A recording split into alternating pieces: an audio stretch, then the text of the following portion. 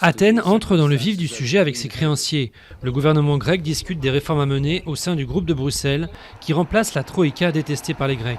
Mais la guerre des mots avec l'Allemagne, pays le plus intransigeant, continue. Athènes pourrait saisir des avoirs allemands en compensation de crimes commis du temps des nazis. Berlin demande de se concentrer sur les problèmes économiques actuels.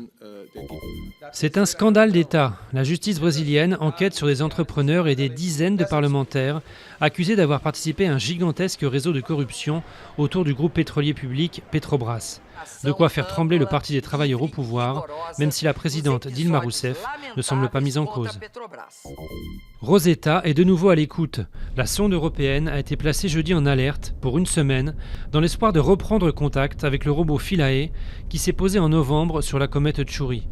Aujourd'hui mieux éclairé par le soleil, Philae pourrait avoir rechargé ses batteries et donc donner signe de vie. Belle-Île, bientôt dotée de la fibre optique. Un câble sous-marin de nouvelle génération vient en effet d'être déroulé entre Quiberon et l'île bretonne. Ses principaux atouts, il est fait d'un seul tenant de 14,5 km et il a une double armature de protection. En avril, les 5400 habitants de l'île pourront donc avoir accès au très haut débit. Cette émission de satire politique connaît un grand succès.